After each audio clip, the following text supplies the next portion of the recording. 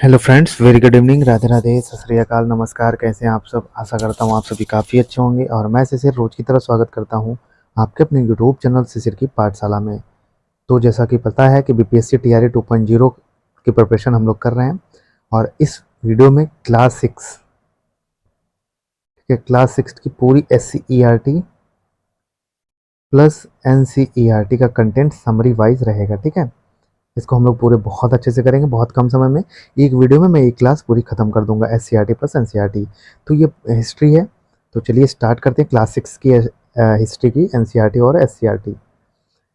तो पहला ही टॉपिक है, एकदम इम्पॉर्टेंट कंटेंट इसमें है। तो मानव जाति के इतिहास की जानकारी हमें कई स्रोतों से प्राप्त होती है, जैसे पुस्तकों से प्राप्त होती है, हाथों से लिखित होने के कारण पांडुलिपि कही जाती है। तो जो भाई, अब जब हम हाथ से कोई चीज़ लिखते हैं तो उसको क्या कहते हैं? पांडुलिपि कहते हैं। ये पांडुलिपियाँ प्रायः ताड़पत्रों अथवा भोजपत्र में लिखी जाती है। तो ये जो पांडुलिपि है किस में लिखी जाती थी? ताड़पत्रों पे या तो भोजपत्र जो होते थे उस पे। डॉक्टर स्पूनर ने पटना के कुम्हार नामक स्थान में खुदाई द्वारा चंद्रगुप्त मौर्य के राजमहल के स्तंभ निकाले हैं। इस खुदाई में सोने के बैल के टुकड़े प्राप्त हुए हैं। तो जो डॉक्टर स्पूनर थे, पटना के कुम्हार नामक एक स्थान में, वहाँ पर क्या की खुदाई कराते हैं और चंद्रगुप्त का राज जो महल रहता है वहाँ से सोने के बैल के टुकड़े प्राप्त हुए हैं। अब आगे चलते हैं। सिक्कों शासकों द्वारा जारी किए जाते थे, जिस पर राज के चिन्ह, धार्मिक चिन्ह या कई लिपि अंकित होती थी। जो सिक्के थे वो किसके द्वारा जारी किए जाते थे? राजा जो रहते थे उनको शासक जो होते थे वो करते थे, और जिसपे क्या रहता था? राज के चिन्ह रहते थे, धार्मिक चिन्ह रहते थे या कई लिपियां अंकित होती थी। सिक्कों का अध्ययन मुद्रा शास्त्र कहलाता है। तो सिक्कों का अध्ययन क्या कहलाता है? मुद्रा शास्त्र। रेडियो कार्बन विधि क्या होती है? कार्बन 14 C14 की मात्रा का पता लगाकर उस जीव की आय निर्धारित की जाती है। आप सभी को पता ही है। अब तिथियों का मतलब क्या होता है इसको देखते हैं। पहले हमारे देश में तिथि की गणना विक्रम संवत और शक संवत के आधार पर होती थी, पर अब मुख्यतः ईसाई धर्म प्रवर्तक ईसा मसीह के जन्म से तिथि के की जाती है। जन्म को 0 वर्ष माना जाता है। तो बिल्कुल पहले क्या होता था कि विक्रम संवत और शक संवत के आधार पर जो डेट था उसका निर्धारण होता था, लेकिन अब जो ईसा मसीह जी हैं, ईसाई धर्म के प्रवर्तक, उनके जन्म तिथि से माना जाता है। आगे चलते हैं। खुदा बख्श लाइब्रेरी कहाँ है? पटना में है। गोपाल नारायण सिंह सार्वजनिक पुस्तकालय कहाँ पे है? पालीगंज स्थित भरतपुरा में। ठीक है, तो खुदा बख्श लाइब्रेरी पटना में, गोपाल नारायण सिंह सार्वजनिक पुस्तकालय पालीगंज स्थित भरतपुरा में। अनेक पांडुलिपियां सुरक्षित हैं। अब आगे चलते हैं। भौगोलिक पृष्ठभूमि चार भागों में बांटा गया है। पहला है उत्तर के पर्वतीय प्रदेश, जो तराई के जंगलों से प्रारंभ होकर हिमालय के शिखर तक फैले हैं। इसमें कश्मीर, कांगड़ा, कुमायूं तथा सिक्किम प्रदेश शामिल हैं। दूसरा है उत्तर का मैदान, जो अपनी उपजाऊ भूमि और अधिक पैदावार के लिए प्रसिद्ध है। यह देश का सर्वाधिक उपजाऊ क्षेत्र है। दक्षिण के पठार के अंतर्गत उत्तर में नर्मदा ताप्ती बहती है। विंध्याचल एवं सतपुड़ा की पहाड़ी उत्तर भारत और दक्षिण भारत को अलग करती है। तो विंध्याचल एवं सतपुड़ा की जो पहाड़ी है उत्तर भारत और दक्षिण भारत को अलग अलग करती है। सुदूर दक्षिणी में के मैदान में गोदावरी, कृष्णा तथा कावेरी के उपजाऊ डेल्टा वाले प्रदेश हैं। आगे चलते हैं।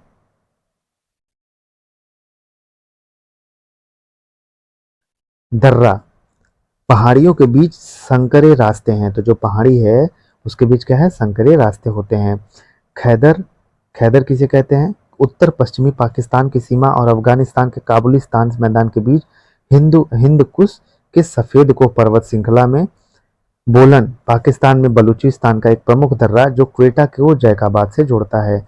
तो खैबर दर्रा किसको जोड़ता है? जो क्वेटा को बोलन किसको जोड़ता है? बोलन जो कोटा को जैकोबाबाद से जोड़ता है, और खैबर अफगानिस्तान और काबुलिस्तान। ठीक, आगे चलते हैं। विंध्य के दक्षिण में ब्रह्मगिरी स्थल पर लगभग 3000 साल पहले लोगों ने महापाषाणी संस्कृति का विकसित किया। महापाषाणी संस्कृति क्या होती है? मृतकों को दफनाकर उसके चारों तरफ बड़े बड़े पत्थर गाड़ दिए जाते, तो इसको महापाषाणी संस्कृति कहते हैं। कुलडीवा एवं चौपानी मांडू ऐसे स्थल है जहाँ सबसे पहले चावल उपजाने का प्रमाण मिला। तो चावल उगाने का सबसे पहले प्रमाण कहाँ में मिलता? कोल्डीवा और चौपानी मांडू। लगभग 2500 वर्ष पहले उत्तर पश्चिम की ओर से आने वाले ईरानियों और यूनानियों ने सिंध को हिंदोस अथवा इंडोस कहा। तो लगभग 2500 वर्ष पहले जो उत्तर पश्चिम की ओर से आने वाले थे ईरानी और यूनानी, उन्होंने सिंध को क्या कहा? हिंदोस का और इंडोस। मगध प्रथम बड़ा साम्राज्य था। अब आगे चलते हैं। अध्याय 3 प्रारंभिक समाज। मध्य प्रदेश, भीमबेटका, बुढ़नी, पंचमढ़ी। ठीक है, ये भीमबेटका, बुढ़नी, पंचमढ़ी कहाँ है? मध्य प्रदेश में है, इंपॉर्टेंट है। शिकारी लोग गुफा के अंदर दीवार पर रंगीन चित्र भी बनाया करते थे। वे रंगीन पत्थरों को घिस कर रंग तैयार किया करते थे और बांस के ब्रुश से चट्टानों पर चित्र बनाते थे। इन लोगों के बनाए गए चित्र भीमबेटका के गुफाओं में पाया जाता है। तो बिल्कुल जो शिकारी लोग होते थे भाई, वो रंगीन पत्थरों पर वो घिस कर और रंग तैयार करते थे और वहाँ पे जो बनाते थे, चित्र बनाते थे, तो वो किस में मिलता है? भीमबेटका में मिलता है। ठीक है, मध्य प्रदेश में है। अब पैसरा क्या है? पैसरा बिहार के मुंगेर जिले में अवस्थित है। तो पैसरा कहाँ है? बिहार के मुंगेर जिले में। यहाँ पर आरंभिक मानव से संबंधित पुराने स्थल मिले हैं। यहाँ से यूरोप में पाए जाने वाले आरंभिक मानवों की तरह के औजार मिले हैं। तो पैसरा से क्या क्या मिला है? पैसरा बिहार के मुंगेर जिले में है और यहाँ पर आरंभिक जो मानव है वहाँ के उनके क्या पाए हैं? अस्तित्व पाए गए हैं। ठीक है, यहाँ से यूरोप के जो आरंभिक मानव की तरह औजार मिले हैं। ठीक, पैसरा संभवतः आवास निर्माण स्थल था। तो पैसरा क्या था? एक निर्माण स्थल था, आवास निर्माण स्थल। पाषाण काल का अर्थ क्या होता है? पत्थर से है, या तीन भाग में डिवाइड होता है, पूरा पाषाण काल, मध्य पाषाण काल और नव पाषाण काल। अब आगे चलते हैं। पाषाण काल के लोग मनोरंजन के लिए चित्र और नृत्य करते थे। तो जो पाषाण काल के लोग थे वो मनोरंजन के लिए क्या करते थे? चित्र और नृत्य करते थे। इतिहास के पिता हेरोडोटस थे। भीमबेटका मध्य प्रदेश के रायसेन जिले में है। तो भीमबेटका जो है मध्य प्रदेश के किस जिले में है? रायसेन जिले में है। ये किसके लिए प्रसिद्ध है? शैल चित्रों के लिए। विश्व का सबसे प्राचीन अभिलेख कौन सा है? विश्व का सबसे प्राचीन अभिलेख कौन सा है? बोगाज कोई अभिलेख है। आगे चलते हैं। भारतीय उपमहाद्वीप में आरंभिक मानव के निशान बिहार, मुंगेर, पैसरा में मिले हैं। तो भारतीय जो उपमहाद्वीप है उसके आरंभिक मानव के निशान कहाँ पे मिले हैं? बिहार के मुंगेर, पैसरा में। अब अध्याय 4 पे चलते हैं। प्रथम कृषक एवं पशुपालक। खेती की शुरुआत ईरान और इराक देश की पहाड़ियों की तलछट से हुई। तो जो खेती की शुरुआत कहाँ से हुई? ईरान और इराक देश की पहाड़ियों की तलछट से। पहले वहीं के रहने वाले लोगों ने खेती प्रारंभ किया। आगे चलते हैं। यहाँ पे कुछ इंपॉर्टेंट चीजें दी गई हैं, तो जो जहां से प्राप्त हैं देख लेते हैं इसको।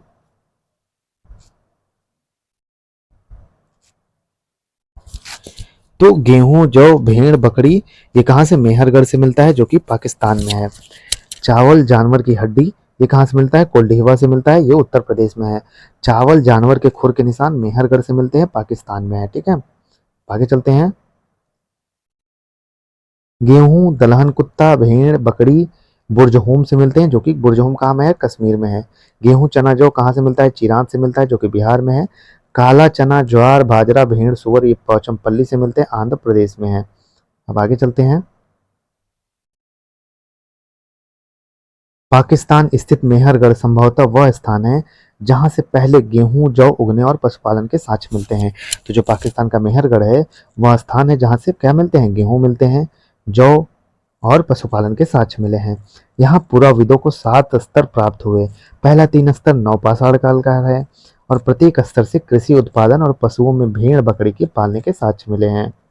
आगे चलते हैं। चिरांद क्या होता है? चिरांद बिहार में छपड़ा कहते हैं इसको। बिहार अस्थाई सभ्य जीवन में पहली नवपाषाण संस्कृति थी चिरांद। ठीक है, यहाँ से 3 स्तर मिले हैं। यहाँ से पत्थर के औजार के अलावा बड़ी संख्या में हड्डियों और सिंग के बने औजार मिले हैं। तो चिरांद से क्या क्या मिले? यहाँ से पत्थर के औजार के अलावा हड्डियां से बने औजार मिले हैं। यहाँ के घर कैसे होते थे? गोल होते थे चिरांद के।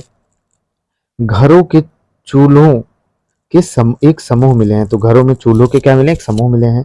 मिट्टी के बर्तन काफी सुंदर हैं, जो काले, नीले, लाल, धूसर रंग के हैं। तो मिट्टी के बर्तन चिराग से मिले हैं, जो कि कैसे हैं? काले हैं, नीले हैं, धूसर धूसर रंग के हैं। अब आगे चलते हैं। यहाँ गेहूं, धान, मसूर के साक्ष्य मिले एवं मिट्टी के खिलौने भी मिले। तो यहाँ क्या क्या मिला है? गेहूं, धान, मसूर के साक्ष्य मिले एवं मिट्टी के खिलौने भी मिले हैं। अब आगे चलते हैं। सबसे पहले आदमी ने कुत्ता को पालतू जानवर बनाया। अब चिरौंद क्या होता है? बिहार छपड़ा में वही चीज मैंने बताया, बिहार स्थाई सब जीवन में पहली नवपाषाण संस्कृति थी।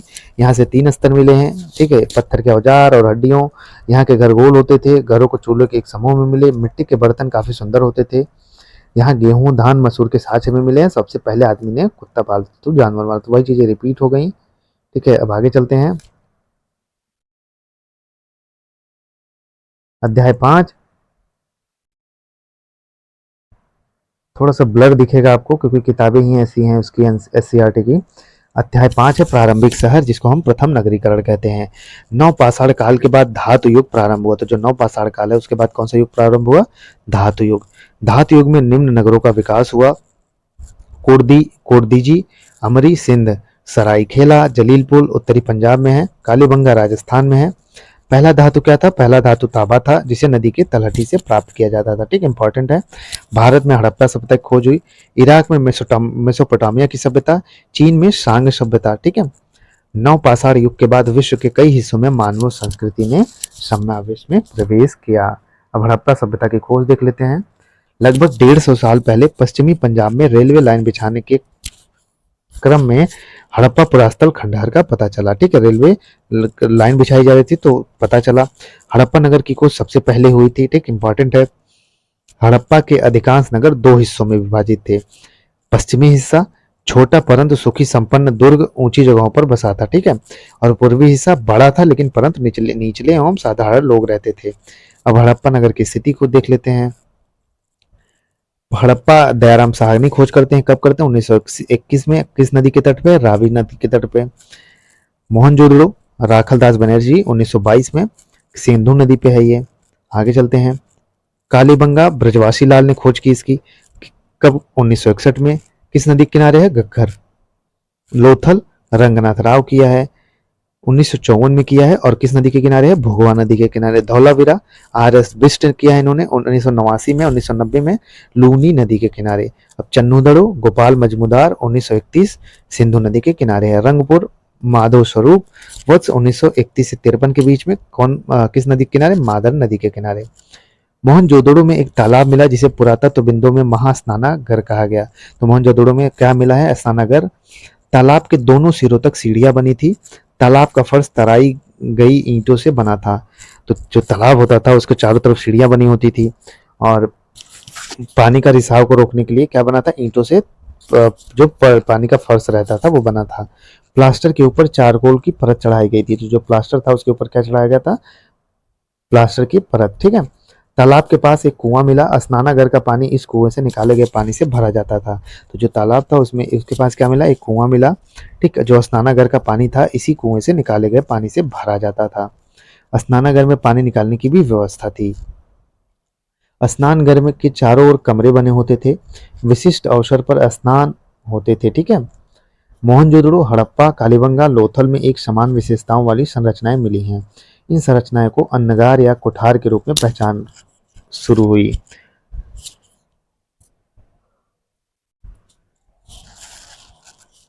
अब आगे चलते हैं। कालीबंगा और लोथल में अग्निकुंड को साक्ष्य मिले।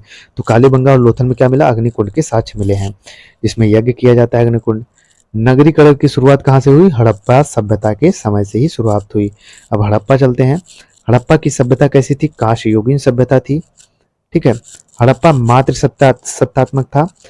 स्वास्तिक का चिन्ह हड़प्पा सभ्यता की ही देन है, जो स्वास्तिक का चिन्ह हम लोग बनाते हैं। हड़प्पा निवासी का रुचि शतरंज खेल में था। हड़प्पा के लोग लोहा से अनभिज्ञ थे, मतलब लोहा के बारे में इनको जानकारी नहीं थी। हड़प्पा के मिट्टी के जो बर्तन में प्रयुक्त रंग होते थे वो लाल होते थे। हड़प्पा सभ्यता का व्यापारिक संबंध किससे था? मेसोपोटामिया से था। ये सब इंपॉर्टेंट लाइन है, देख लीजिए, बस एक बार याद हो जाएगा। ठीक है। हड़प्पा वासी वृक्ष और पशु की पूजा करते थे, अर्थात प्रकृति पूजक थे। हड़प्पा के लोग इसलिए ताबीज पहनते थे, संभवतः भूत प्रेत और जादू टोना पर विश्वास करते थे। हड़प्पा के लोग मृतकों को दफनाते एवं जलाते भी थे। ठीक है, इतनी हड़प्पा की विशेषताएं थी। अब हड़प्पा की सड़कें और नालियों के बारे में देख लेते हैं। हड़प्पा के नगर प्राय 1 या 2 मंजिलों, कुछ 3 मंजिले थे। प्रत्येक घर में एक आंगन होता था। तो एक आंगन भी होता था। बहुत आसान से लैंग्वेज में, बस एक बार सुनते जाइए। मकानों के दरवाजे और खिड़कियां मुख्यतः सड़कों के बजाय गली में खुलते थे। तो जो खिड़कियां थी वो किसके? गली की तरफ खुलती थी। नगरों में सुव्यवस्थित सड़कें और नालियां बनी थी। इसके साथ साथ जल की निकासी के लिए नालियों का भी उचित प्रबंधन था। तो जो नगरों की सुव्यवस्थित सड़कें बनी थी, नालियां भी बनी हुई थी, और पानी के निकालने के लिए नालियां भी बनी थी।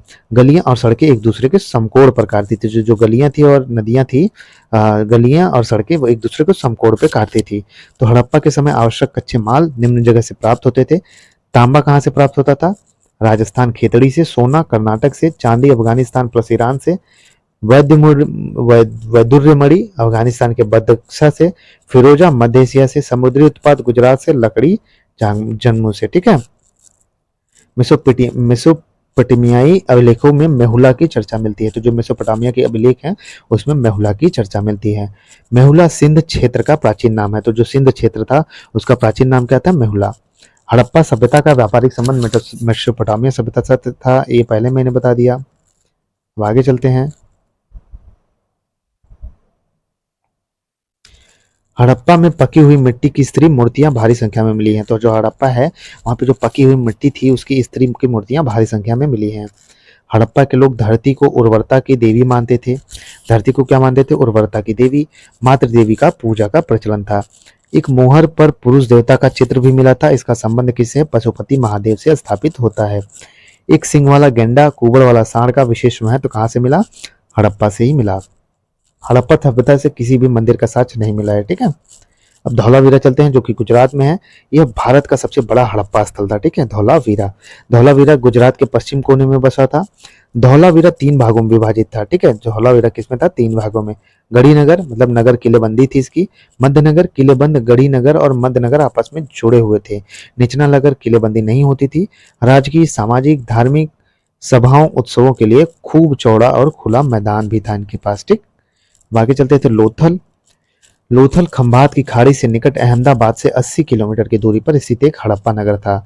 तो जो लोथल है वो खंभात की खाड़ी से निकट अहमदाबाद से 80 किलोमीटर की दूरी पर स्थित एक हड़प्पा नगर था। अब शहर की किलेबंदी की गई थी। किले के भीतर सार्वजनिक और निजी दोनों तरह के भवन थे। जो किला होता था उसके अंदर प्राइवेट रूम भी होते थे, ठीक, और पब्लिक रूम भी होते थे। फारस की खाड़ी की मोहरें यहाँ से पाई गई हैं। तो जो फारस की खाड़ी है यहाँ की मोहरें मिलती हैं। लोथल से जली मार्ग से व्यापार होता था। लगभग 1700 ईसा पूर्व हड़प्पा सभ्यता का ह्रास होने लगा था। पतन के कई सारे कारण इतिहासकार ने दिए हैं। तो अध्याय 8 में आ गए जीवन के विभिन्न आयाम। हड़प्पा सभ्यता के पतन के बाद वैदिक युग प्रारंभ हो गया। तो जिसको 2 भागों में बांटा गया। पहला है ऋग वैदिक काल 1500 से 1000 ईसा पूर्व और दूसरा है उत्तर वैदिक काल। उत्तर वैदिक काल कहाँ शुरू होता है? 1000 ईसा पूर्व से 6000 ईसा पूर्व। अब आगे चलते हैं। पूर्व वैदिक साहित्य के अंतर्गत ऋग्वेद को रखा जाता है। तो जो पूर्व वैदिक साहित्य है इसके अंतर्गत ऋग्वेद को रखा जाता है। जबकि उत्तर वैदिक साहित्य के अंतर्गत शेष 3 वेद यजुर्वेद, सामवेद और अथर्ववेद आता है। तो अगर क्वेश्चन पूछता है पूर्व वैदिक साहित्य के अंतर्गत तो ऋग्वेद को रखा गया है और उत्तर वैदिक साहित्य के अंतर्गत यजुर्वेद, सामवेद, अथर्ववेद। ब्राह्मण, अरण्यक और उपनिषद भी उत्तर वैदिक काल से ही संबंधित हैं। तो ब्राह्मण, अरण्यक और उपनिषद भी उत्तर वैदिक काल से ही संबंधित हैं। अब वैदिक साहित्य, आइए इसको पढ़ते हैं। वेद 4 हैं, ब्राह्मण 9, वेदांग 6 हैं, अरण्यक 6 हैं। ठीक। वेद 4 हैं, ब्राह्मण 9, वेदांग 6, अरण्यक 6। आगे चलते हैं। प्रारंभिक उपनिषद 13 थे। कुल उपनिषद 108 हैं। वेदों को श्रुति, सुना हुआ भी कहते हैं। ठीक। वेदों की भाषा प्राक या वैदिक संस्कृति भी कहते हैं। वेदों की भाषा क्या कहते हैं? प्राक या वैदिक संस्कृति। वेदों की प्रार्थनाओं की रचना करने वाले लोग खुद को आर्य कहते थे। जो वेदों की प्रार्थना होती थी उनकी जो रचना करते थे उनको खुद को क्या कहते थे? आर्य कहते थे। आर्यों के विरोधी दास एवं दस्युओं के बारे में कहा गया है। तो जो आर्यों के विरोधी होते थे उनको क्या कहा है? दास एवं दस्यु। ठीक। कहा गया है कि वे आर्यों के देवताओं में श्रद्धा न करने वाले थे। तो जो आर्य के देवता होते थे वो उनमें श्रद्धा नहीं रखते थे, अतः आर्यों का उन्हें शत्रु भी माना गया है। अब आर्य कौन थे? आइए देखते हैं। आर्य शब्द का अर्थ एक विशेष भाषा बोलने वाले व्यक्तियों समूहों से हैं जिन्हें सर्वप्रथम पश्चिमोत्तर भारत में अपना निवास स्थान बनाया और भारत में एक नई संस्कृति भारत में लाया। ठीक। संस्कृति भाषा यूरोपीय भारत मतलब यूरोपीय और भारत यूरोप से है। अब आर्य का बसाव देखते हैं। वैदिक आर्य कई समूह में भारत आए। ऋग्वेद में आर्य निवास स्थल के लिए सप्तसैंधव शब्द का प्रयोग हुआ। तो जो वैदिक आर्य है कई समूह में भारत आए और ऋग्वेद में जो है उनका जिक्र है कि उनके निवास स्थल के लिए क्या हुआ? सप्तसैंधव शब्द का प्रयोग किया गया। सप्तसैंधव क्या है? सिंधु एवं उनकी 5 सहायक नदियों को सप्तसैंधव कहा जाता है। सतलज हो गया, झेलम हो गया, चिनाब हो गया, रावी हो गई, सरस्वती हो गया और दृश्यवंती हो गया। ठीक। गंगा, यमुना, दोआब। गंगा एवं यमुना नदी के बीच का क्षेत्र को क्या कहते हैं? गंगा, यमुना, दोआब। ऋग्वेद से हमें पता चलता है कि जिसके पास अधिक गाय थी वह धनी माने जाते थे। ठीक। और गाय को लेन देन का एक खास साधन भी माना जाता था। ऋग्वेद में कुल कितने मंडल हैं? 10 मंडल हैं। गायत्री मंत्र का उल्लेख किसमें मिलता है? ऋग्वेद में मिलता है। ये पता है आपको। गायत्री मंत्र का उल्लेख ऋग्वेद के 3रे मंडल में मिलता है। सरस्वती नदी को ऋग्वेद में सबसे पवित्र नदी कहा गया है। सबसे नया वेद कौन सा है? अथर्ववेद है। वैदिक काल में जो राजा कर वसूलता था उसे बलि कहते थे। जो वैदिक काल था उसमें जो राजा था उस जो कर को वसूलता था उसे क्या कहते थे? बलि कहते थे। सत्यमेव जयते मुंडकोपनिषद से लिया गया है। संगीत का जनक किसको कहा जाता है? सामदेव को कहा जाता है। ठीक। यजुर्वेद में कर्मकांड का उल्लेख है। यजुर्वेद में कर्मकांड, संगीत का सामवेद में। उत्तर वैदिक काल में कृषि लोगों का प्रमुख धंधा था। अब आगे चलते हैं। ऋग्वैदिक काल में 1500 ईसा पूर्व से 1000 ईसा पूर्व रहता है ऋग्वैदिक काल। गायों को प्राप्त करने के लिए आर्यों का एक कबीला दूसरे कबीला के साथ अक्सर युद्ध होता था। तो जो गाय थे एक कबीले से लड़ते रहते थे दूसरों कबीले के लिए गाय के लिए। ठीक। गौ धन की रक्षा के लिए एक सरदार या राजन को चुनाव किया जाता था जो बहादुर हो। तो जो गौ धन थी उनको गौ की रक्षा के लिए एक राजा सरदार या राजन को चुना जाता था जो बहादुर होता था। अब आगे चलते हैं। ऋग्वैदिक राजन को किसी विशिष्ट भौगोलिक क्षेत्र का अस्थायी रूप से शासन करने वाला राजा नहीं माना जाता था, क्योंकि राजनीतिक अवधारणाओं क्षेत्रीयता को इंगित करने वाले शब्द जैसे जनपद, राष्ट्र, राज्य का उल्लेख कम ही मिलता था इसमें। ठीक। राजन एक कबीले के मुखिया मात्र या वंश परंपरा के लोग एक साथ रहते थे। तो राजन और जो कबीले के मुखिया थे या वंश था उनका, वो एक लोग एक साथ रहते थे सभी लोग। ठीक। ऋग्वैदिक काल में विध विध को सबसे ज्यादा महत्व था, बाद में घटता गया। फिर सभा और समिति आया। पहले विध था। ठीक। उसके बाद सभा, फिर समिति आया। सभा में केवल प्रतिष्ठित लोग होते थे। ठीक। और समिति में आम लोगों की संस्था थी। ये जो समिति होती थी वो आम लोगों की संस्था थी। इस बैठक में राजा भाग लेना अनिवार्य था। आगे चलते हैं। ऋग्वैदिक काल के मुख्य पेशा पशुपालन था। ठीक। ऋग्वेद में एक अनाज यव का उल्लेख मिलता है।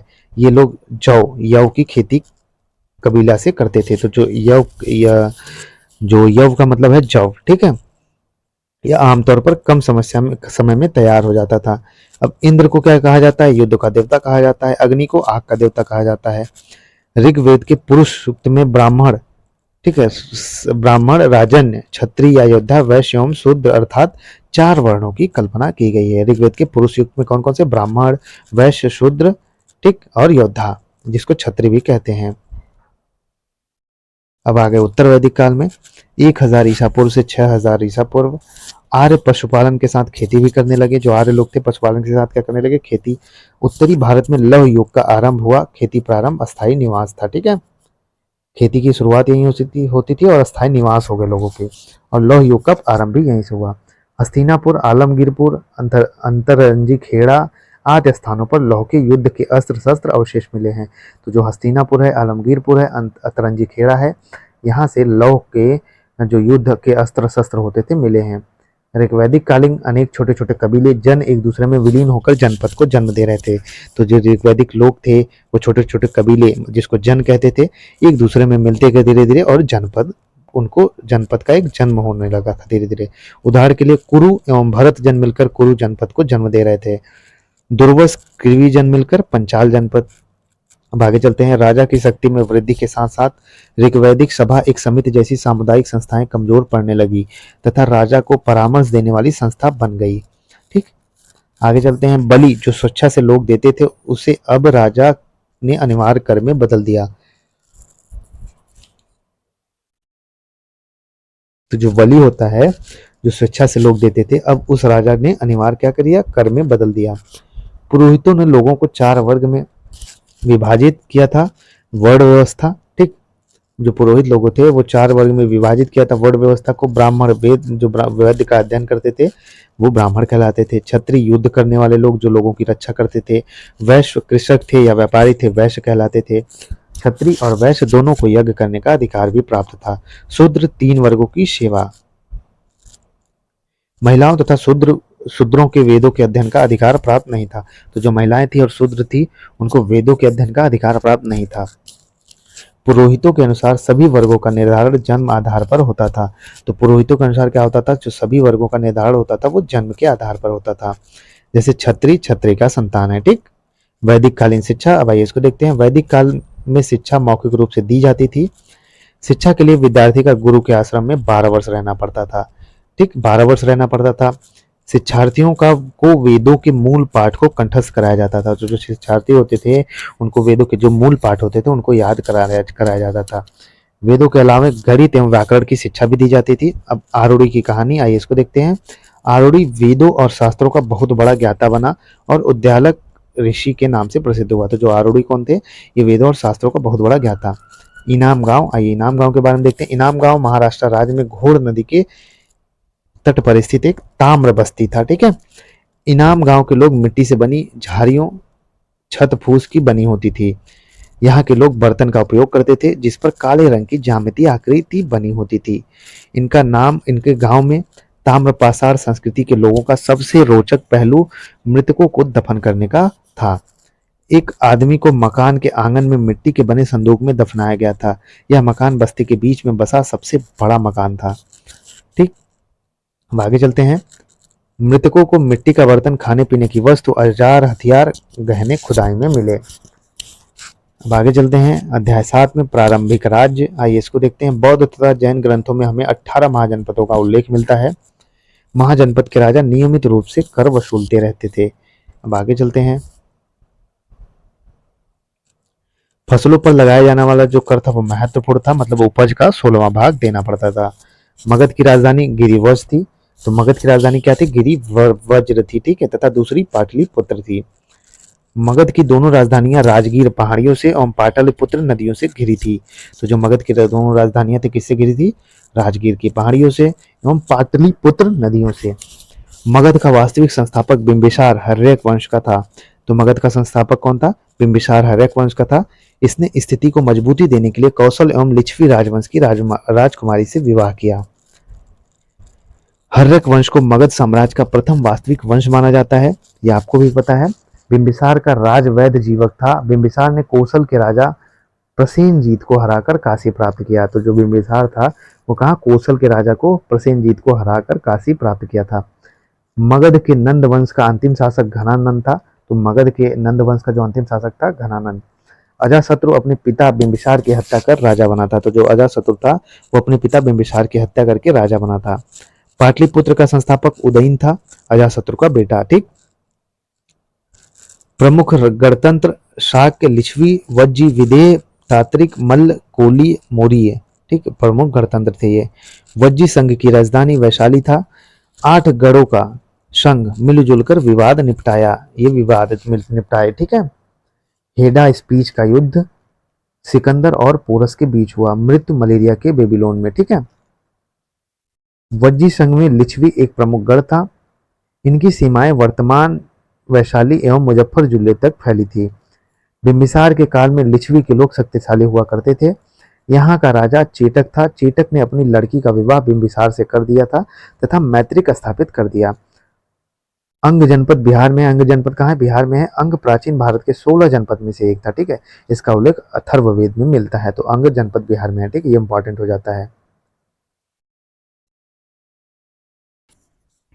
मगध के राजा अजात शत्रु की राजधानी कहाँ थी? राजगिरी थी। तो जो मगध के राजा थे उनकी राजधानी कहाँ थी? राजगिरी थी। लिच्छवी, लिच्छवी क्या था? एक गणराज्य था। वज्जी संघ, वज्जी संघ क्या थी? राजधानी किसकी थी? वैशाली की। वैशाली की राजधानी क्या थी? वज्जी संघ। ठीक है। अब आगे चलते हैं। मगध के शासन घनानंद के समय सिकंदर ने भारत पर आक्रमण किया। तो सिकंदर ने भारत पर कब आक्रमण किया? घनानंद ने मगध के शासन घनानंद के समय। जो मगध का शासन था सिकंदर पर कब आक्रमण किया? घनानंद के समय। तो अब 8वां है नए प्रश्न विनय विचार। तो उत्तर वैदिक काल 1000 से 600 ईसा पूर्व का होता है। इसका प्रचलन बढ़ गया, कृषि क्षेत्र के विस्तार हुए। और उपनिषद शब्द का क्या अर्थ होता है? गुरु के समीप बैठकर सीखना। अब बौद्ध धर्म के बारे में देख लेते हैं। बौद्ध धर्म के संस्थापक कौन है? गौतम बुद्ध हैं। इनका जन्म कब हुआ था? 563 ईसा पूर्व। ठीक है। बहुत अच्छा है, बहुत अच्छे कंटेंट है, ऑथेंटिक कंटेंट है, एससीईआरटी के थ्रू है। यहाँ से क्वेश्चन जरूर फंसेंगे आपके। जन्म स्थान इनका कहाँ है? कपिलवस्तु के लुम्बिनी में इनका हुआ था जन्म स्थान। वहीं पिता का क्या नाम था? शुद्धोदन नाम था। माता महामाया थी, पत्नी यशोधरा थी।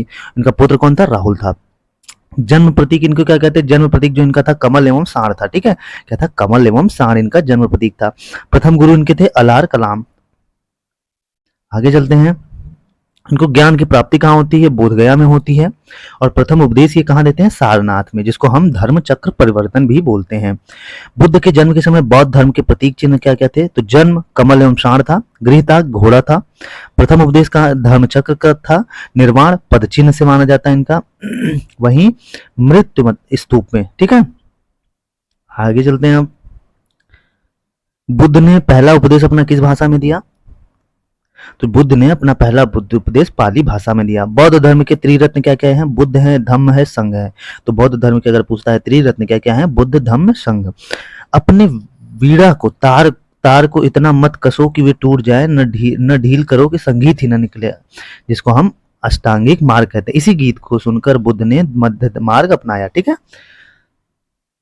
बौद्ध भिक्षु, पुरुष तथा भिक्षुणी महिला के रहने का स्थान को विहार कहते हैं।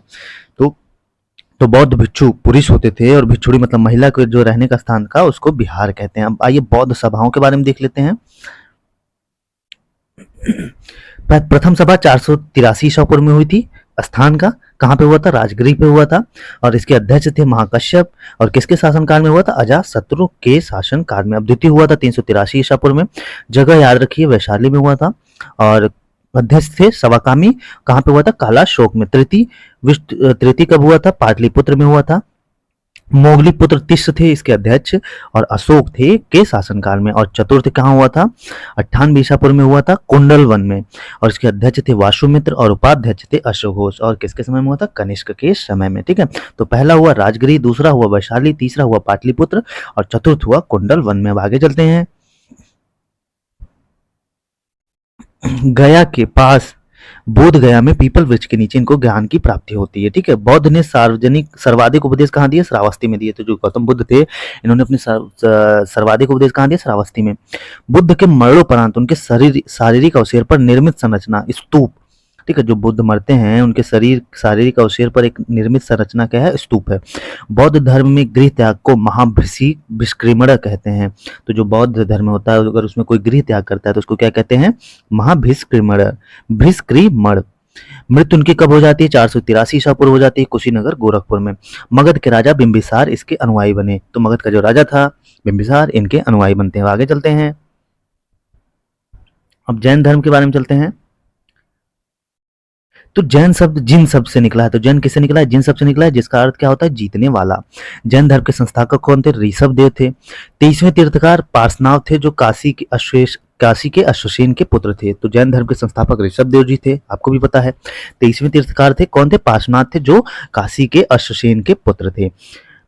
महावीर स्वामी जैन धर्म के अंतिम तथा 24वें तीर्थकार थे। तो जो महावीर स्वामी थे ये जैन धर्म के कौन से थे? अंतिम तथा 24वें तीर्थकार थे। इनका मूल नाम वर्धमान महावीर था और जन्म इनका कब हुआ था? 540 ईसा पूर्व में वैशाली के निकट कुंडल ग्राम में। जन्म याद रखिए, वैशाली के निकट कुंडल ग्राम में हुआ। मृत्यु कब हो जाती है इनकी? 468 ईसा पूर्व, पावापुरी में। इनके पिता का क्या नाम रहता है? सिद्धार्थ। जातक क्षत्रिय कुल के प्रधान भी थे वो। आगे चलते हैं। माता विशला देवी थी। इनकी माता कौन थी? विशला देवी, जो लिच्छवी के राजा चेटक की बहन थी। वर्धमान महावीर का विवाह यशोदा से हुआ था। आपको भी पता है महावीर का विवाह किससे हुआ? यशोदा से। इनको ज्ञान की प्राप्ति केवल 12 वर्ष की तपस्या के बाद केवल्य में होती है। चंद्रगुप्त मौर्य जैन धर्म को मानते थे। जो चंद्रगुप्त मौर्य थे ये किसको मानते थे? जैन धर्म को मानते थे। आगे चलते हैं। यहाँ से बहुत इंपॉर्टेंट पॉइंट आपको मिलेंगे। जैन धर्म के त्रिरत्न कौन कौन से हैं? सम्यक दर्शन, सम्यक ज्ञान, सम्यक आचरण। ठीक। महावीर के प्रथम अनुयायी उनके दामाद जमाली थे। तो महावीर के जो प्रथम अनुयायी थे उनके दामाद कौन थे? जमाली थे। ठीक है। जैन साधु मुंह और नाक पर कपड़ा बांधकर चलते हैं ताकि सांस लेने पर किसी कीड़े आदि की हत्या न हो पाए। मतलब समझ लीजिए, अब जो जैन साधु होते थे वो अपने नाक पर कपड़ा बांधते थे ताकि उनकी सांस की वजह से कोई किसी कीड़े की हत्या न हो। ठीक। आगे चलते हैं। महावीर ने अपने उपदेशों में कर्म को प्रधान बताया। तो जो इन्होंने उपदेश दिया है उसमें सबसे ज्यादा प्रधान किसको बनाया? कर्म को। जैन धर्म का ऐसा मानना है कि त्रिरत्न को अपनाया जाए तो जीवन मरण के दुखों से छुटकारा मिल सकता है। तो जैन धर्म का ऐसा मानना है कि अगर त्रिरत्न आप अपना रहे हैं तो मरने के दुख होते हैं उनसे छुटकारा मिल सकता है। तो महावीर स्वामी की मृत्यु हो जाती है आगे चल के 468 ईसा पूर्व में। नचिकेता की कहानी कठोपनिषद से ली गई है। ठीक है। नचिकेता की जो कहानी है कहाँ ली गई है? कठोपनिषद से। उपनिषद में विचारों का संकलन होता है। तो जो उपनिषद है उसमें किसका संकलन है? विचारों का। महावीर ने अपनी शिक्षा आम लोगों को प्राकृत भाषा में नहीं दी थी। तो महावीर जी ने जो शिक्षा दी थी अपनी आम किसको आम जो लोगों को शिक्षा दी थी प्राकृत भाषा में दी थी। जैन धर्म के त्रिरत्न सम्यक दर्शन, सम्यक ज्ञान, सम्यक चरित्र, ये आपको मैंने पहले ही बता दिया। तो जैन धर्म के अनुयायियों का मानना है कि इस मार्ग में चलने से मनुष्य जीवन मरण के दुखों से छुटकारा पा सकता है। तो ये रिपीटेड है वही चीजें। अध्याय 9 आ गए, प्रथम साम्राज्य। 273 ईसा पूर्व अपने पिता बिंदुसार के बाद अशोक मगध साम्राज्य का सम्राट बना। तो 273 ईसा पूर्व क्या होता है कि उनके अशोक के पिता रहते हैं बिंदुसार, उनकी मृत्यु हो जाती है, तो अशोक के बाद कौन बनता है? मगध साम्राज्य का सम्राट बनते हैं। ठीक है, अशोक जी बनते हैं। ठीक, मौर्य वंश का संस्थापक था चंद्रगुप्त थे, और प्रशासनिक कार्य में राजा की सहायता के लिए उच्च पद, जो प्रशासनिक कार्य एडमिनिस्ट्रेटिव वाले वर्क होते थे, उनके लिए क्या होते थे? राजा की सहायता के लिए उच्च पदाधिकारी होते थे, और ये इनको क्या कहते थे? ये अमात्य कहलाते थे। आगे चलते हैं। अशोक की राजधानी कहाँ थी? तो अशोक की राजधानी थी पाटलिपुत्र थी। ठीक है, जिलों की देखभाल कौन करता था? तो जिलों की देखभाल स्थानिकों एवं गांव की देखभाल गांव के मुखिया, जिन्हें ग्रामिक कहा जाता था। तो जो जिले होते थे, गांव होते थे, उनकी देखभाल जो मुखिया करता था, उन्हें क्या कहा जाता था? ग्रामिक। उड़ीसा कलिंग बौद्ध धर्म अपना लिया। तो उड़ीसा ने कलिंग, जो उड़ीसा का कलिंग है, वहां पे बौद्ध धर्म लोग अपनाया। सुदर्शन झील गुजरात में है, का निर्माण चंद्रगुप्त मौर्य ने ही कराया था। तो जो सुदर्शन झील है गुजरात में, इसका निर्माण किसने कराया? चंद्रगुप्त मौर्य ने ही कराया था। चंद्रगुप्त मौर्य जैन धर्म के अनुयायी थे, ये आप सभी को पता है। गुरु चाणक्य कौटिल्य, तो चंद्रगुप्त मौर्य जो थे जैन धर्म के अनुयायी थे, और इनके गुरु कौन थे? चाणक्य थे। ठीक है, चंद्रगुप्त के दरबार में आने वाला प्रथम यूनानी मेगास्थनीज था। इंपॉर्टेंट है। तो चंद्रगुप्त के समय आने वाला पहला मेगास्थनीज कौन था? यूनानी था, मेगास्थनीज था। ठीक है, इसने इंडिका नामक पुस्तक भी लिखी। भाब्रू अभिलेख से अशोक का बौद्ध धर्मावलंबी होना और धम्म तथा संघ से विश्वास करने के संबंध में जानकारी मिलती है। धम्म संस्कृत शब्द का प्राकृत रूप है। तो जो भाब्रू अभिलेख है, उससे क्या मिलता है? अशोक का धर्मावलंबी, मतलब धर्मावलंबी थे, वो धर्म को मानते थे, और धम्म तथा संघ में विश्वास करने का संबंध इससे मिलता है, भाब्रू अभिलेख से। वर्तमान जहानाबाद जिले में के बराबर पहाड़ी की 3 गुफाओं की दीवारों पर अशोक के लेख उत्कीर्ण मिले हैं। तो वर्तमान में जहानाबाद है, ठीक है, वहाँ पे पहाड़ी है, वहाँ 3 गुफाओं की दीवार पर अशोक के लेख के उत्कृष्ट भी मिले हैं। इसमें अशोक द्वारा आजीवक संप्रदाय के साधु आवास के लिए गुफा दान में दिए जाने का विवरण प्रस्तुत है। इसमें है कि जो साधु थे उनके संप्रदाय के, उनके आवास के लिए उन्होंने गुफा दान दिया था। 1873 ईस्वी में जेम्स प्रिंसिप नामक अंग्रेज विद्वान ने सर्वप्रथम ब्राह्मी लिपि को पढ़ा। तो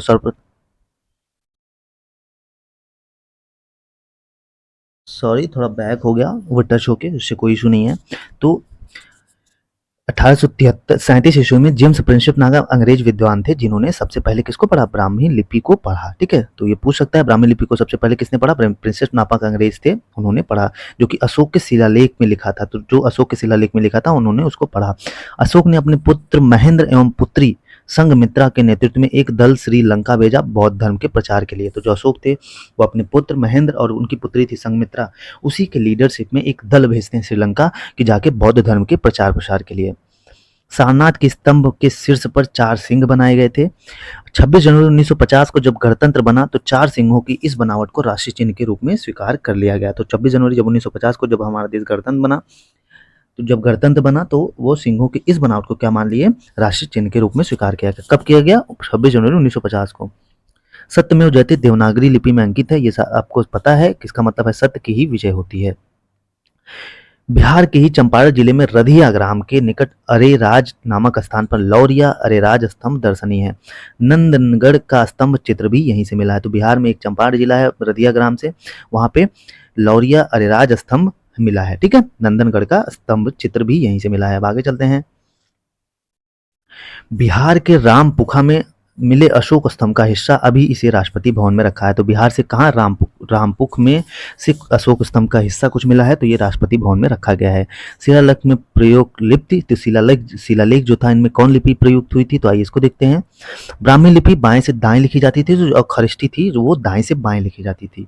ठीक, अशोक का 7वां अभिलेख सबसे ज्यादा लंबा है। तो अशोक का कौन सा अभिलेख सबसे ज्यादा लंबा है? 7वां। शहरी एवं ग्राम जीवन, आइए ये देखते हैं। लगभग 185 ईसा पूर्व में अशोक के अक्षम अधिकारियों उनकी प्रशासनिक कमजोरियों की वजह से मौर्य साम्राज्य का पतन हो गया। तो मौर्य साम्राज्य का पतन क्यों हुआ? कि भाई उनके अधिकारी जो थे वो अक्षम हो गए और उनकी प्रशासनिक कमजोरियां बन गई, हार के कारण, उनके पतन के कारण। सुदर्शन झील का जिक्र रुद्रदामन जूनागढ़ अभिलेख से मिलता है। तो सुदर्शन झील का जिक्र कहाँ से मिलता है? रुद्रदामन जूनागढ़ से। मध्य एशिया से भारत होते हुए एक व्यापारिक मार्ग गुजरता था जो चीन को रोमन साम्राज्य को पश्चिमी प्रांत से जोड़ता था, जिसको हम रेशम मार्ग भी कहते थे। तो मध्य एशिया से जाते हुए एक व्यापारिक मार्ग होता था जिसको चीन चीन चीन को रोमन से जोड़ता था। ठीक है, चीन रोमन को पश्चिमी प्रांत से जोड़ता था और इसको हम रेशम मार्ग बोलते हैं। हिंदू यूनानी शासकों ने सोने के सिक्के को भारत में पहली बार जारी किया। तो भारत को सिक्के में पहली बार किसने जारी किया? यूनानी शासकों ने, हिंद यूनानी शासकों ने। आहत सिक्के क्या होते हैं? चांदी या सोने के सिक्के पर राज के चिन्ह के आहत कर बनाए जाने के कारण आहत सिक्का इसे कहा जाता था। तो चांदी या सोने के सिक्के पर राज की चिन्ह बना होता था, उसको आहत मतलब पीट पीट कर बनाया जाता था, तो इसको आहत सिक्का इसीलिए कहते हैं।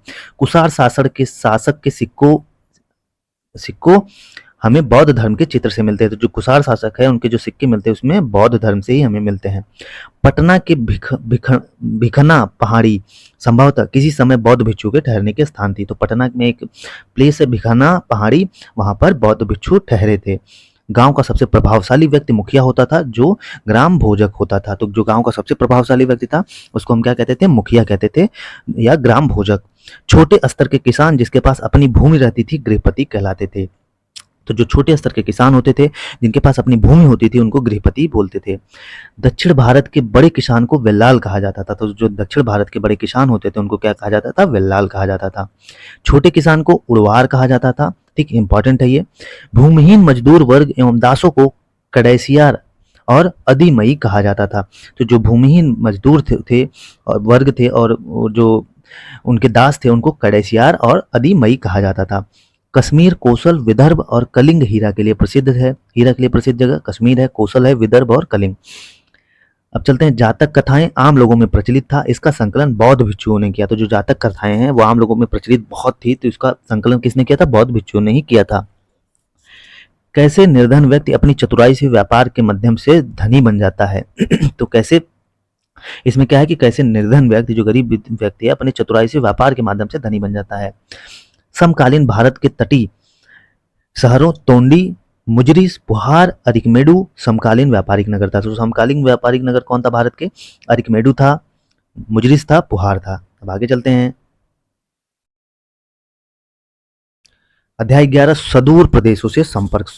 मौर्य साम्राज्य के पतन के बाद मगध क्षेत्र में शुंग वंश की स्थापना हुई। तो जब मौर्य वंश पतन होता है उसका, तो शुंग वंश की स्थापना होती है। इसके संस्थापक थे पुष्यमित्र शुंग थे। अंतिम मौर्य शासक कौन था? वृहद्रथ थे। ठीक है, तो अंतिम मौर्य शासक कौन थे? वृहद्रथ।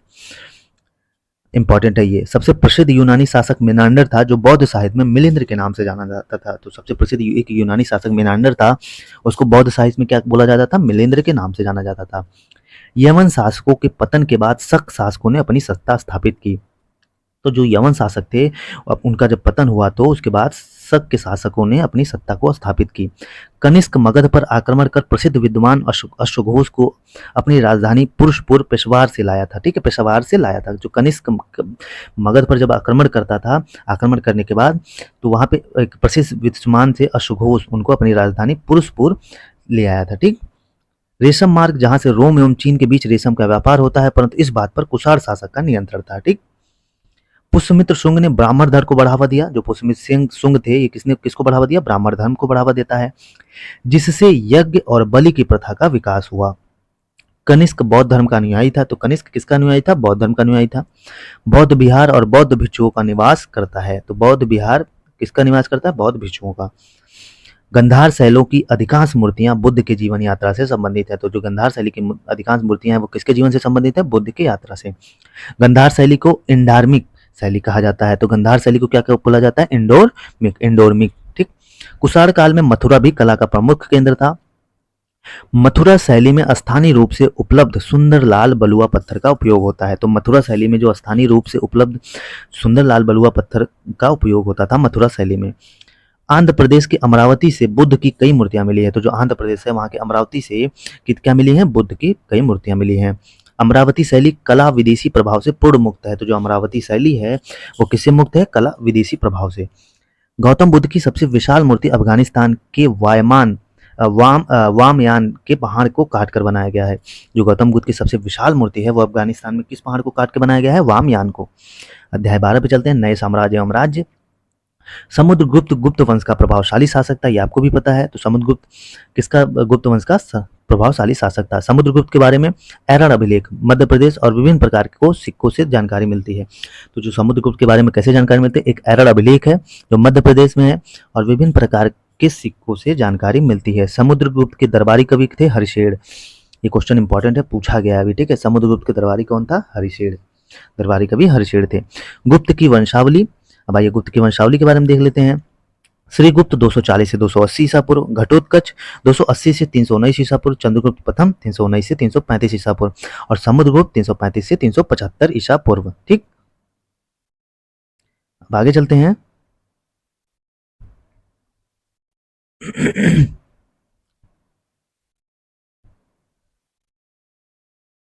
रामगुप्त 375 से 415 ईसा पूर्व, कुमारगुप्त 415 से 455 ईसा पूर्व, स्कंदगुप्त 455 से 467 ईसा पूर्व। समुद्रगुप्त के बाद रामगुप्त को हटाकर इसका योग्य पुत्र चंद्रगुप्त टू शासक बना। तो समुद्रगुप्त के बाद जो होता है, रामगुप्त को हटाकर कौन शासक बना? चंद्रगुप्त टू। दिल्ली के मेहरौली स्थित लौह स्तंभ में चंद्र नाम का जिस शासक का उल्लेख मिलता है उसे चंद्रगुप्त दो कहा जाता है। तो जो दिल्ली में मेहरौली में स्थित है एक लौह स्तंभ है, उसमें चंद्र नाम का जिस शासक का जिक्र मिलता है उसका नाम है चंद्रगुप्त टू।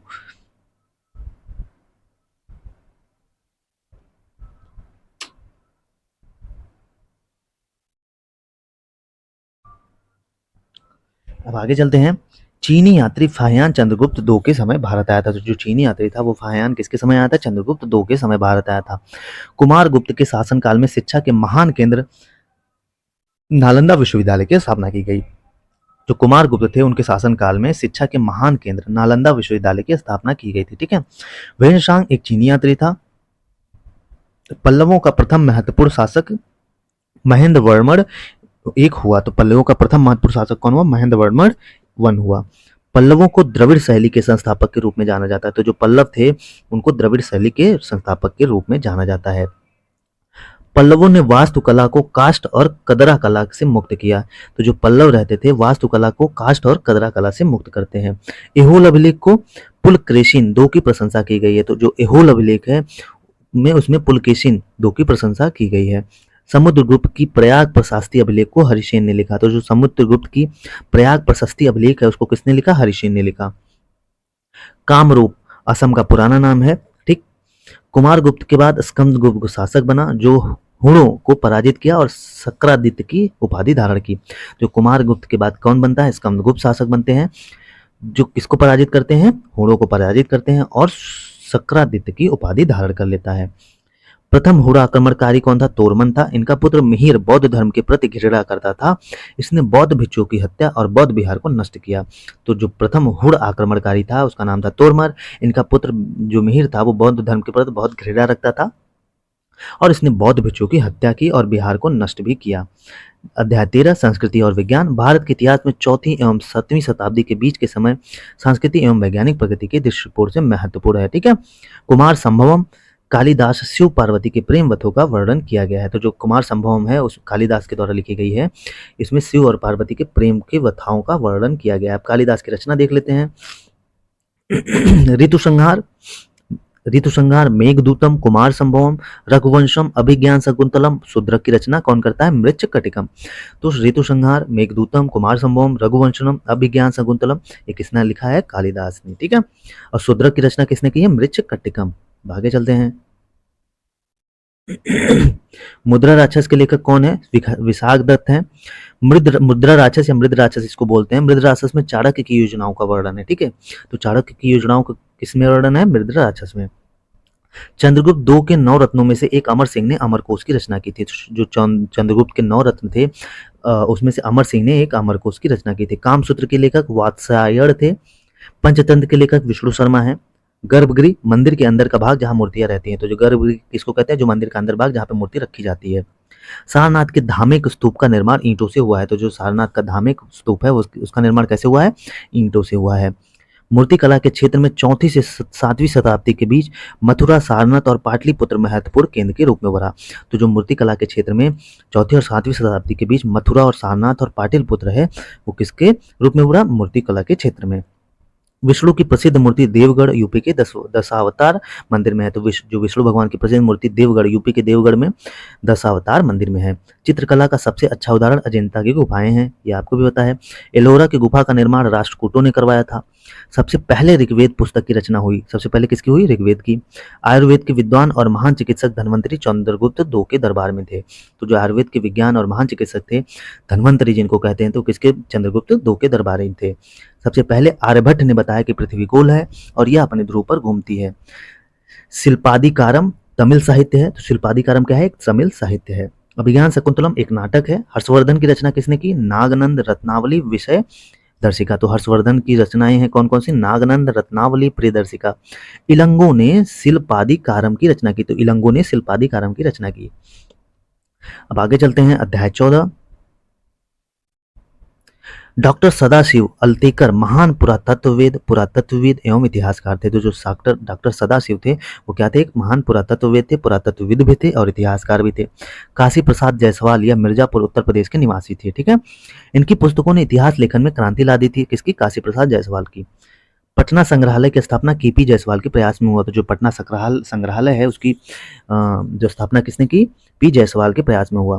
केपी जायसवाल को लंदन में श्याम जी कृष्ण वरलाल, हृदयलाल एवं वी.डी. सावरकर से संपर्क हुआ। बिहार एवं उड़ीसा रिसर्च सोसाइटी के संस्थापक सदस्य कौन थे? केपी जायसवाल। तो जो बिहार एवं उड़ीसा रिसर्च सोसाइटी के संस्थापक कौन है? केपी जायसवाल। केपी राजेंद्र प्रसाद की अध्यक्षता में बिहार इतिहास परिषद की स्थापना की। हिस्ट्री ऑफ इंडिया किसके द्वारा लिखी गई? केपी जायसवाल ने 1930 में किया था history of India. Bihar you the edges के संपादक आर दिवाकर थे। तो बिहार यू द एजेज के संपादक कौन है? आर दिवाकर थे।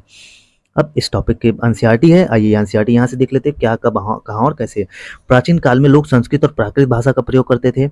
इसको एक बार पढ़ दे रहा हूँ, बस आप सुनते जाइए, आराम से याद हो जाएगा। वर्ष की गणना ईसा मसीह की जन्म तिथि से ही की जाती है। ऋग्वेद की भाषा कौन सी थी? संस्कृत थी। सिंधु नदी की सहायक नदियां कौन थी? व्यास, सतलुज, रावी थी। कृषि का आरंभ 8000 वर्ष पूर्व हुआ। जो नदियां बड़ी नदियों में आकर मिलती हैं वह सहायक नदियां कहलाती हैं। अशोक के शासनकाल में सबसे ज्यादा अभिलेख लिखे गए। सबसे ज्यादा अभिलेख किसके शासनकाल में लिखे गए? अशोक के। गंगा के दक्षिण में फैला गंगा तथा इसकी सहायक नदियां सोन के आसपास के क्षेत्र प्राचीन काल में मगध के नाम से जाना जाता था। आखेट का अर्थ क्या होता है? शिकार होता है। पांडुलिपियां किसी पेड़ की छाल से बनाई जाती हैं। चैप्टर 2 आखेट खाद्य संग्रह से भोजन, इसके सारे प्रश्न एससीईआरटी में हो गए हैं। ठीक है, खाद्य संग्रह से भोजन उत्पादन तक। कोल्डिहवा उत्तर प्रदेश, जम्मू कश्मीर बुरजोम, बिहार में चिरांद, वर्गाकार या आयताकार मकानों के अवशेष मेहरगढ़ से मिले हैं। ठीक, नवपाषाण स्थल असम में दाउजली हैंडिंग अवस्थित है। ठीक, आरंभिक मानव अपना भोजन का इंतजाम निम्न रूप से करते थे। जंगली जानवर का शिकार करते थे वो लोग, मछलियां और चिड़ियां पकड़ते थे, पौधे पत्तियां फल फूल इकट्ठा करते थे और गेंडे के नीचे घर बनाकर रहने वाले को गर्तवास कहा जाता है। तो किसके? गेंडे के नीचे। बुर्जहोम के लोग गड्ढे यहाँ पे गड्ढे होगा, ठीक है, गेंडे ने गड्ढे के नीचे घर बनाकर रहने वाले को गर्तवास कहा जाता था। बुर्जहोम को लोग गड्ढे के नीचे घर बनाते थे। शैल चित्र जो होती है मध्य प्रदेश और दक्षिण उत्तर प्रदेश की गुफाओं से बना है। ठीक है, आरंभिक मानव के औजार क्या क्या थे? लकड़ी थे, पत्थर थे, हड्डियां आदि के बने होते थे। शुतुरमुर्ग के अंडे से मनके बनते थे। जो मनके किससे बनते थे? शुतुरमुर्ग के अंडे से। करनूल की गुफाओं से राख के प्रमाण मिले हैं। राख के प्रमाण कहाँ से मिले? कुरनूल की गुफाओं से। आरंभिक नगर बुर्जहोम, कश्मीर में जमीन के नीचे निवास स्थान मिले हैं। कश्मीर में जमीन के नीचे कौन से निवास? बुर्जहोम मिला है। मेहरगढ़ में चौकोर तथा आयताकार घरों के अवशेष मिले हैं। कहाँ से? मेहरगढ़ से।